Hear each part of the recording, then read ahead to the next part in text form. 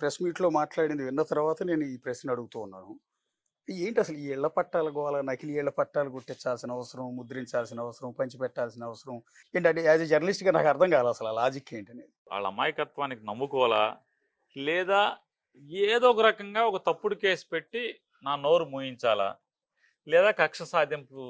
ఆ, ఒక మర్డర్ కేసులో నేను వైసీపీ గవర్నమెంట్లో మోకా భాస్కరరావు గారి మర్డర్ కేసులో ఆ, నన్ను ముద్దాయిగా వచ్చాను కాబట్టి, లేకపోతే ఆ కక్ష తీర్చుకోవాలా.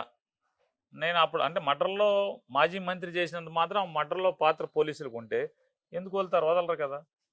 దానికి మించి చెప్తే దా దానికి అంటే నీకెలా అంటే ఆయన ఇప్పటికి ఈ సంవత్సర కాలంగా బోళన్ సార్లు మాట్లాడాడు లౌడ్గా. పేరుని నన్ను లోపలేస్తా, పేరుని నన్ను అరెస్ట్ చేస్తా, రేపు ఎల్లుండి మొత్తం ఆ ఇంట్లో ఊసలు లెక్కెట్టిస్తాయి అని మాట్లాడారు. నిన్నగాక మొన్న బీచ్ ఫెస్టివల్ మీటింగ్ జరిగితే అక్కడ కూడా ఆయన తరపు ఉన్నటువంటి ఒక గెస్ట్ వహించాడు, మాజీ ఎమ్మెల్సీ గారా మరి అది కూడా చేశాడు లేదు, ఆర్టీసీ చైర్మన్ చేసినట్టు ఎస్ ఎస్. వరలరామయ్య అని, వాళ్ళ అబ్బాయి ఎమ్మెల్యే. ఆయన వచ్చి మాట్లాడతాడు నా మీటింగ్లో, తొందరలోనే మీరు కొల్లు రవీంద్ర కళ్ళలో ఆనందం చూస్తారు, ఒకటి జరగబోతుంది అని మాట్లాడతాడు. ఇది అంటే బందర్లో ఏదైనా డెవలప్మెంట్ చేసో ఈ రాష్ట్రానికి ఏమైనా అభివృద్ధి జరిగితే కళ్ళలో ఆనందం కనపడటం వేరు. లేదా బాగా సారా అమ్మాం, ప్రభుత్వం వచ్చాక ఎక్కువ బ్రాందీ షాపులు ఇచ్చాం, నేను ఎక్సైజ్ మంత్రిని, నా మంత్రిత్వ శాఖలో జగన్మోహన్ రెడ్డి గారి కంటే కూడా నేను ఎక్కువ బ్రాందీ షాపులు ఇరవగలిగాను, ఎక్కువ బ్రాందీ షాపులు తెరవగలిగాను, ఎక్కువ బార్లు పెంచగలిగాను, ఎక్కువ సీసాలు అమ్మించగలిగాను, లేదా నాణ్యమైన మందు బాగా జనాలకు తాగించగలిగాను, 99 రూపాయలకే బ్రాందీ అమ్మించగలిగాను అనే దాంట్లో ఆయన ఆనందం పొందట్లేదండి. నన్ను అరెస్ట్ చేస్తే ఆనందం పొందుతాడు, ఆయన కళ్ళలో ఆనందం కనపడద్దని వాళ్ళ ఎమ్మెల్యే తండ్రి చెప్తున్నాడు. ఆయనతో రోజు తిరిగేటువంటి వాళ్ళ పార్ట్నర్, ఇసుకలో పార్ట్నర్ అయిన ఆ తోటి శాసనసభ్యుడి తండ్రి చెప్తున్నాడు. అంటే అరెస్ట్ అనేది వాళ్ళ లక్ష్యంగా కనపడుతుంది. ఒకవేళ మీ లక్ష్యం అరెస్ట్ అయితే న్యాయస్థానాలు ఉన్నాయి, మా పార్టీ ఉంది, పోరాటం చేస్తాం, న్యాయస్థానాలని ఆశ్రయిస్తాం, ఖచ్చితంగా న్యాయం పొందుతాం అనేది మా ఆత్మవిశ్వాసం. అంటే ఇది కొల్లు రవీంద్ర గారు ప్రతీకారంతో ఆయన మీరు అరెస్ట్ చేయించారు కాబట్టి మోకా భాస్కర్ మర్డర్ కేసులో మిమ్మల్ని జైలుకు పంపించాలని ఆయన అనుకోవటం వల్ల ఇది జరుగుతుందంటారా, లేకపోతే రెడ్ బుక్లో రెడ్ బుక్ అంటే అరెస్టులు జరుగుతున్నాయి అంటున్నారు, రెడ్ బుక్లో మీ పేరు ఉందనుకుంటున్నారా? పైనుంచి కేసులు ఎతకమని చెప్తున్నారు, ఉమ్. వీళ్ళు ఎతికి సమాచారం అది ఉందని ఇదిలో. అసలు గవర్నమెంట్ వచ్చిన తర్వాత మచిలీపట్నంలో పేదలకు ఇచ్చిన పట్టాల మీద భూమి కొనుగోలు చేస్తే ఆ భూమి మీద అందరితో ఎంక్వైరీ చేశారు. ప్రతి ఒక్కరిని రైతుని వెళ్ళి నువ్వు ఎంత కమ్మావు, నీకు ఎంత ఇచ్చారు, నువ్వెంత ఇచ్చావు అయ్యి అని చెప్పి. మేము ఎవరికి నయా పైసలు లంచం ఇవ్వలేదండి, సరాసరి మా అకౌంట్లో డబ్బులు వేశారు, మేమే తీసుకున్నాం, మాకెవడికి మమ్మల్ని ఎవడు అడగలేదు, మేము ఇవ్వలేదని చెప్పారు. అది క్లోజ్ అయిపోయింది. ఆ తర్వాత నా పేరు మీది, నా భార్య పేరు మీది, నా కొడుకు పేరు మీది, లేదా మా అత్తమామల పేరు మీది, లేదా మా కుటుంబ అంటే మా బంధువుల పేరు మీది, లేదా మచిలీపట్నంలో నాతో పాటు తిరుగుతున్న ఒక 70 మంది వాళ్ళ ఆస్తుపాస్తులన్నింటినీ కూడా విజిలెన్స్ ఎంక్వైరీ చేయించారు. వీళ్ళు ఎప్పుడు కొనుక్కున్నారు, వీళ్ళకి డబ్బులు ఎక్కడి నుంచి వచ్చినాయి కొంటాకి, బ్యాంక్ ట్రాన్స్ఫర్ ఎవరు చేశారు, వీళ్ళకి ఎవరన్నా ఆర్థిక సాయం అంటే వైట్ సపోర్ట్ ఏమైనా చేశారా, ఈ ఆస్తులు ఎక్కడని క్షుణ్ణంగా అధ్యయనం చేశారు. వీళ్ళ మా ఆస్తుల్లో ఏమన్నా అంటే నాకు కానీ లేకపోతే నాతో పాటు తిరిగే ఒక 70 మంది వైఎస్ఆర్ కాంగ్రెస్ పార్టీ నాయకులు వీళ్ళందరూ కూడా వాళ్ళందరి ఆస్తుల్లో లేకపోతే ఏమన్నా గవర్నమెంట్ ఆస్తులు ఉన్నాయా, ఏమైనా ఆక్రమించారా, అది ఇది లేదండి, క్షుణ్ణంగా అన్నీ అయిపోయినాయి, అన్ని స్క్రూటినీలు అయిపోయినాయి. నా మీదకి ఈడీని పంపించారు. కుల రవీంద్ర గారు చెప్పాడు, రేపో మాపో ఈడీ వస్తుంది, ఈడీ అరెస్ట్ చేస్తుంది, ఇన్కమ్ ట్యాక్స్ వస్తుంది, ఇన్కమ్ ట్యాక్స్ జైలు వేస్తుందని చెప్పాడు. ఇన్కమ్ ట్యాక్స్ ఎంక్వైరీ అయిపోయింది, ఇన్వెస్టిగేషన్ అయిపోయింది, ఇన్వెస్టిగేషన్లో మా ఆడిటర్కి నోటీస్ ఇచ్చారు, అన్నీ తీసుకెళ్ళి వాళ్ళు అడిగిన కొరీలన్నిటికీ తీసుకెళ్ళి సమాధానాలు చూపించారు. ఈడీ అయిపోయింది, ఈడీ ఎంక్వైరీ ముగిసిపోయింది. ఇన్ని సంవత్సర కాలంగా నన్ను వేధించడానికి వాళ్ళు చేయని ప్రయత్నం లేదు. అవన్నీ నాకు తెలుసు, ప్రపంచానికి తెలిసేట్టుగా ఆయనే మాట్లాడాడు, ఇదిగో ఇది వస్తుంది, అది వస్తుంది, రేపు వస్తుంది, ఏళ్ళుండి అయిపోతుంది, రేపు అరెస్ట్ అవుతున్నాడు. ఇప్పుడు బోళన్ సార్లు కదా అది అయిపోయింది, ఇప్పుడు కొత్తగా మళ్ళీ అరెస్ట్ అవుతారని చెప్తున్నారు. ఈనాడులో రాయించారు దొంగ పట్టాలని చెప్పని. దొంగ పట్టాలు అసలు అవసరం ఏంటి అని అడుగుతున్నాను. ఈ మచిలీపట్నం నియోజకవర్గంలో ఎంతమంది అర్హులు ఉంటే అంతమందికి భూమి కొనుగోలు చేయమని చెప్పని, కొనుగోలు చేసి పంచిపెట్టమని జగన్మోహన్ రెడ్డి గారు కలెక్టర్కి వ్యక్తిగతంగా ఆదేశాలు జారీ చేశారు. కలెక్టర్ గారు నా దగ్గరికి వచ్చి, సార్ ఇట్లా మీ కాన్స్టిట్యున్సీలో ఎన్నుంటే అన్ని పట్టాలు కొనండి, భూమి కొనమని చెప్పారు, ప్రభుత్వ భూములు ఇవ్వటానికి ప్రయత్నం చేయబాకండి, అక్కడ నేను ఎలక్షన్ హామీ ఇచ్చానని చెప్పి జగన్ గారు చెప్పారు. కాబట్టి మొత్తం భూమి ఎక్కడ గైడ్ చేయండి అన్నారు. బందర్ను ఆనుకుని భూమి కొనండి అని చెప్పాను. ఎందుకని బందర్ను ఆనుకుని కొనమన్నాం? మనం ఇచ్చే పట్టా ప్రతి పేదవాడిది కూడా కూలి పని చేసుకోవటమా, లేదా పాచి పని చేసుకోవటమా, లేదా ఎక్కడో అక్కడ గుమ్మస్తా పని చేసుకోవటమా, వీళ్ళందరూ అంటే బందర్ మీద ఆధారపడి బందర్ ప్రజల యొక్క ఇళ్లలోనూ, దుకాణాల్లోనూ, లేకపోతే షాపుల్లోనూ, లేకపోతే కార్ఖానాల్లోనూ ఆధారపడి జీవనం సాగిస్తున్నారు. మరి అప్పుడు ఏమంటే బందరికి ఆనుకుని ఉండాలి. మనం తీసుకెళ్లే 10 కిలోమీటర్ల అవతల ఇస్తే రేపు భోజనం ఎట్లా? వీడు అక్కడికి వెళ్తాడా? ఎందుకు వెళ్తాడు? అడికి భోజనం ఇక్కడ దొరుకుతుంటే, కూలి ఇక్కడ అవకాశం ఉంటే ఎందుకు వెళ్తాడు?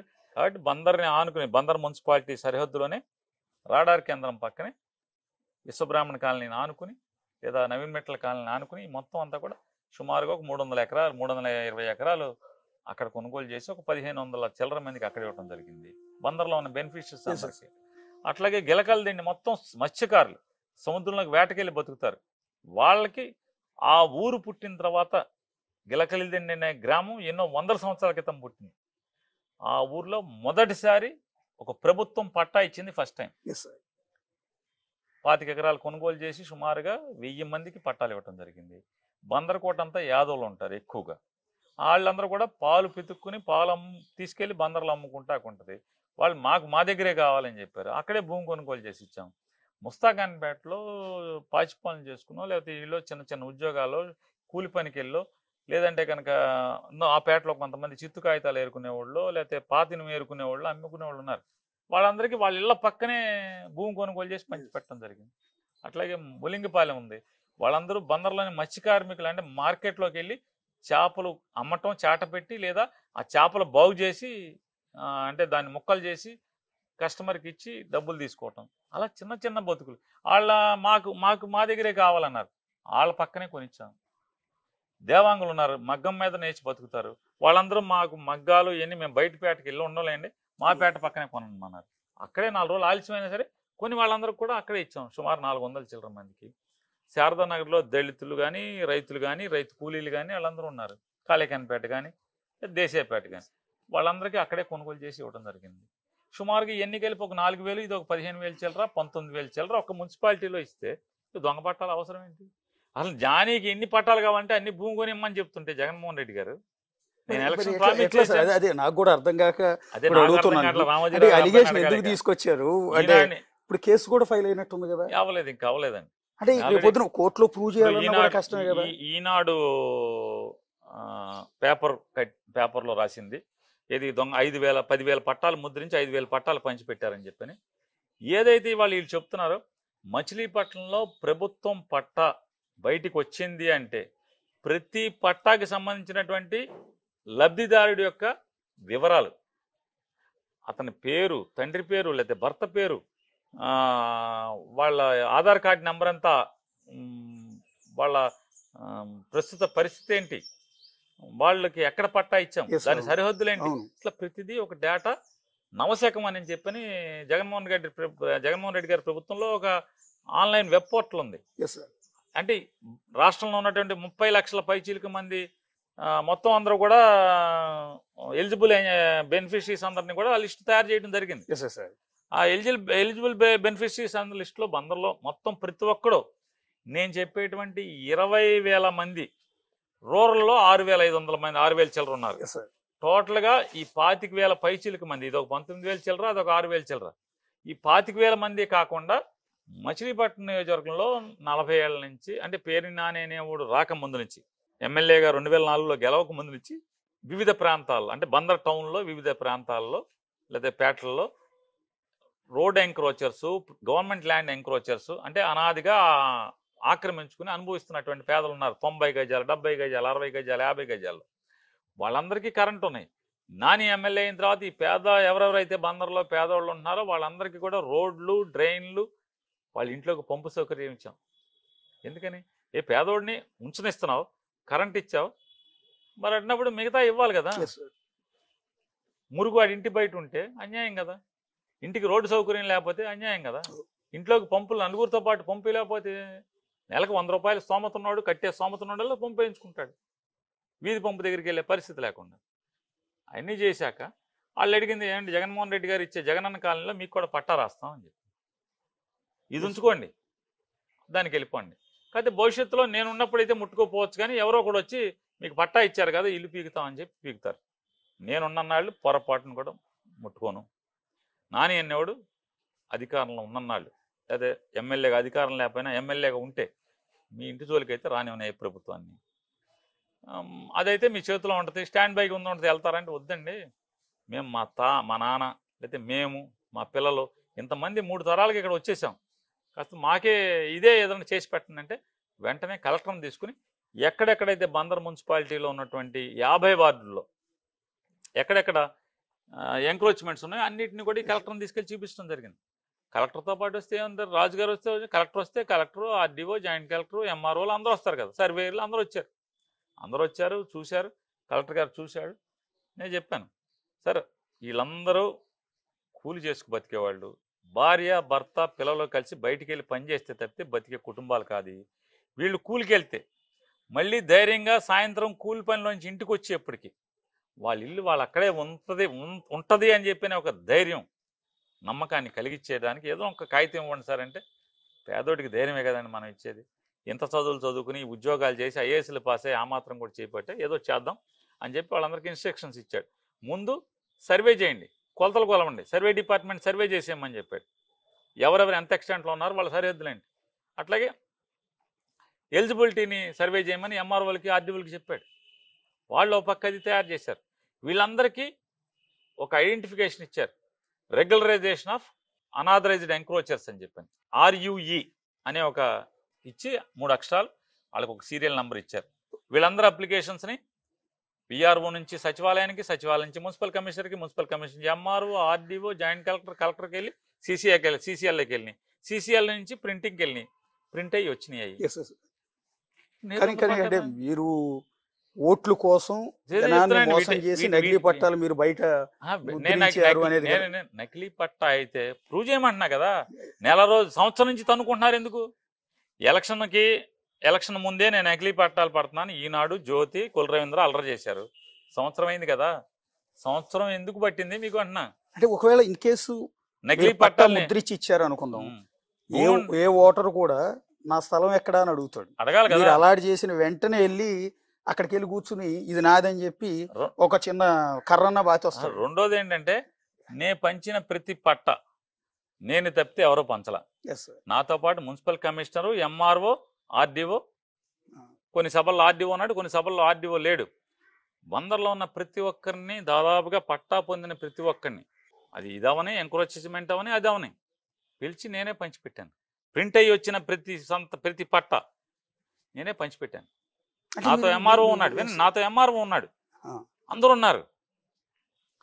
బందర్లో ఉన్న ఈ 20,000 పైచీలకు అంటే 19,000 చిల్లర, అదొక 800 చిల్లర, 819, ఇవన్నీ కలిసి పెద్ద పెద్ద కాలేజ్ గ్రౌండ్లో, ఆఖరి పోలీస్ గ్రౌండ్లో కూడా పంచిపెట్టాం. పోలీస్ గ్రౌండ్లో లబ్ధిదారులను పిలిచి వాళ్ళకి ప్లాస్టిక్ కుర్చీలు వేసి డయాస్ వేసి, ఎందుకంటే మినిస్టర్గా ఉన్నాను నేను, మరి ఆ ప్రోగ్రాంకి అందరూ అధికారులు అందరూ వస్తారు కదా, వచ్చారు, అక్కడే పంచిపెట్టాం. ఆ ఏరియా పోలీస్ గ్రౌండ్ చుట్టూ ఉన్నటువంటి వార్డులన్నిటికీ అక్కడ పంచాం. హిందూ కాలేజ్ చుట్టూ ఉన్న వార్డులకి హిందూ కాలేజీలో పంచాం.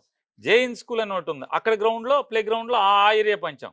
అట్లా ఎక్కడెక్కడ పెద్ద పెద్ద ఖాళీ గ్రౌండ్లో ఉంటాయో ఆ సరౌండింగ్స్లో ఉన్న 4-5 వార్డులని ప్రజలను అక్కడ తీసుకొచ్చి లబ్ధిదారులు ఇచ్చాం. రానోళ్ళు ఉంటే వాలంటీర్లకి ఇచ్చి ఇంటికి పంపించాం. ఇది ఎప్పుడు జరిగింది? 2021 ఏప్రిల్లోనే ఎప్పుడు జరిగింది.